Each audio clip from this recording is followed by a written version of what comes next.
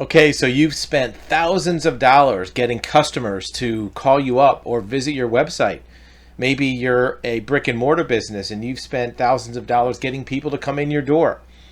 This is marketing, this is advertising, but none of that has any effect until you get the customer across the finish line. And what we mean by that is that they buy something. And that's the sales side of it. There's marketing and advertising, and then there's sales.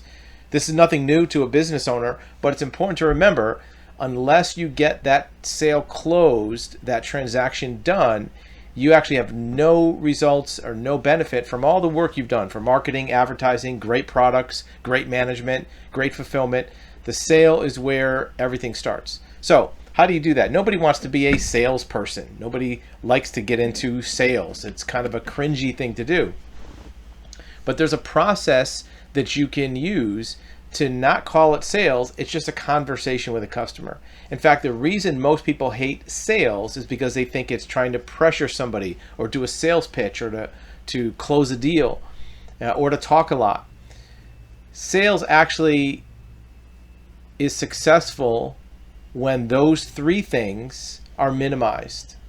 There's four sections of a sale process. First is the meet and greet. Second is what's called qualifying or fact finding. Third is presenting the product.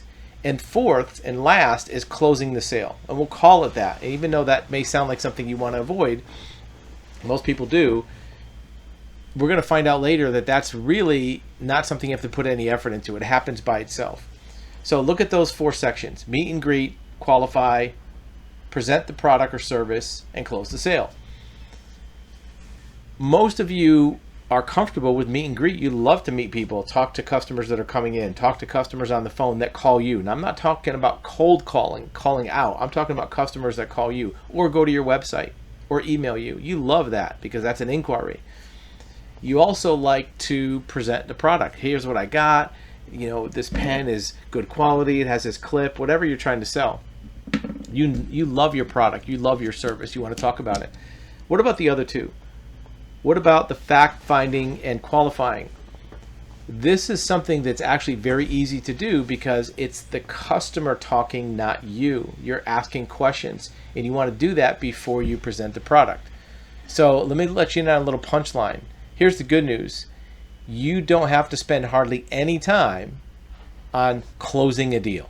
It'll happen by itself. What do we mean? Well, look at this chart. Here are those four steps, and they're broken out into times.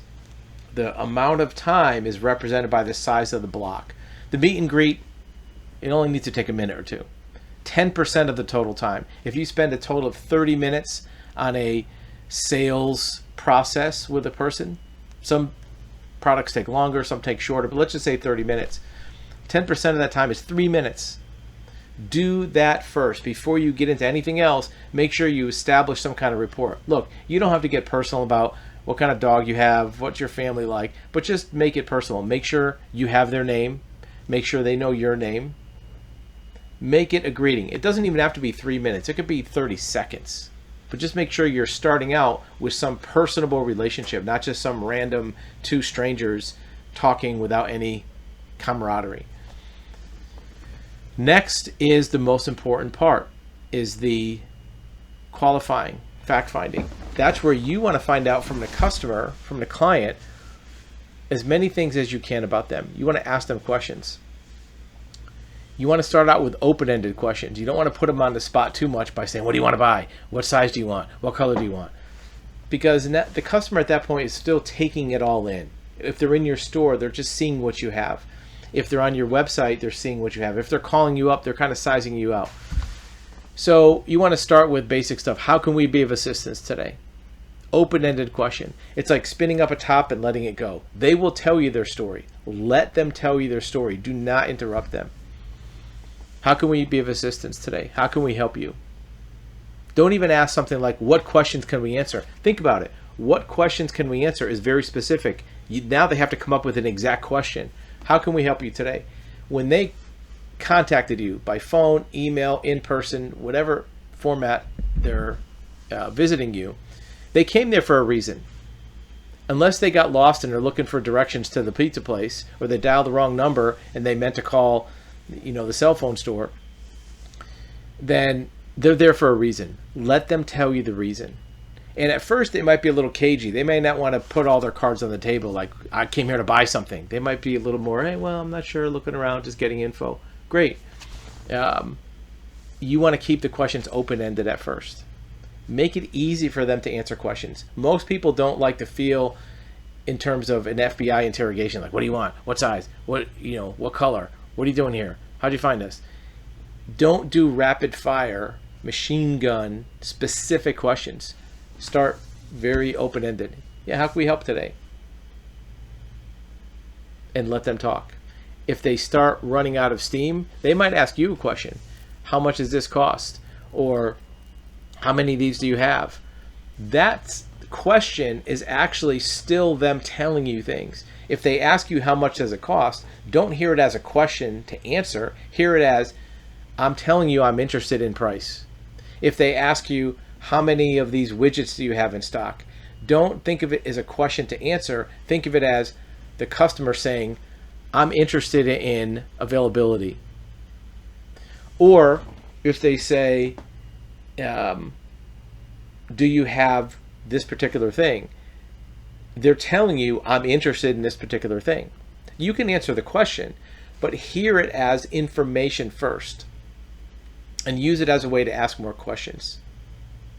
Qualifying is the most important stage, because if you do that right and you let them tell their story, you won't have to close a sale. You won't have to high pressure a customer. They will have already done that to themselves. So let's use an example that everybody's familiar with of looking at a car dealership, shopping for a car. Somebody comes in and they say, do you have any blue trucks? You can answer the question. Say, yeah, I'm pretty sure we do. Have you seen it before? Have you seen this type of truck before? Are you looking for 2-door or 4-door? What kind of car do you have now?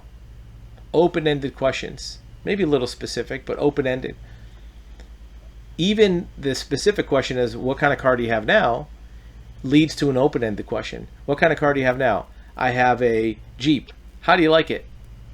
Now you're back to open-ended. Anytime you get into a specific question, go to open-ended. Look, you're not going to do this all day long. You're not going to bore the customer with random questions, not avoiding the specifics. But you want to open up the communication so where it's casual and you're starting to build a picture of what that customer is trying to do. At some point, the customer has told you some things, you've asked some questions. At some point, you will land on the product or service the customer wants. That will happen just by the conversation. You have to be a little bit intuitive of listening more than you're talking. A lot of salespeople, when they go into the field, and you're not one of them, say, I want to be a good salesperson because I love to talk. Well, that's a problem, because salespeople, really, their role is not to talk, it's more to listen. It's a cliche, but it's true. Listen to what the customer is saying. They will tell you exactly the roadmap to how to sell them that thing or how to let them buy the thing. You don't even want to sell it. Let them buy it. They're there for a reason. Everybody's busy. Nobody has time to waste just randomly, walking around stores or calling people up, especially if they called for no reason. They did it for a reason. They want to have some solution. They want you to be the solution, because if you're not the solution, now they have to start all over again with somebody else. So enable them to get done what they want to get done. Spend a lot of time on the fact-finding, qualifying, needs analysis, whatever you want to call it. Let them tell their story. At some point, you will find you're landed on a particular product or service. Maybe they did it. Maybe they asked you to pick something out. Now you're landed on a particular thing. Then you do your product presentation. I'm sure that your product or service has dozens, maybe 100 things that are really good about it. Let's go back to that blue truck. The blue truck has all kind of stuff. Anti-lock brakes, UV windows, cruise control. Has 100 things you can list that are great. There's probably only 3 that matter to that customer. If you do a product presentation to the same one to everybody, you're going to talk about those 100 things. Their eyes are going to glaze over. They're going to be bored, because they're not going to hear the things that are crucial to them. Even though you might be proud of it and you might be really proud that you know all this about your product, that's good. The things that are important to them are really the only things that matter. talk about those, maybe throw in a couple extra things that maybe they didn't mention, but your intuition tells them are important to them. And if you landed on the right product and they gave you the roadmap of what they want to do, all you got to do is tell them a few things about it, and then hopefully at that point they want to buy it. In fact, the best way in many cases to ask somebody about a sale is, so what do you think you want to do? Use a little bit of reverse psychology. Let them beg you into the sale. If you try to push them and prod them and say, you should buy this, buy it today, buy it now, people are just going to back away because they're going to feel the pressure. You're nonchalant. Hopefully you found the right product. And if you ask them, what do you think you want to do? I'm not sure. I think I might like it. I think you might like it too. I'd like you to have one. What do you think? You want to put the information out there that yes, you are interested in selling it to them, but you're not forcing them to buy it. Very subtle difference.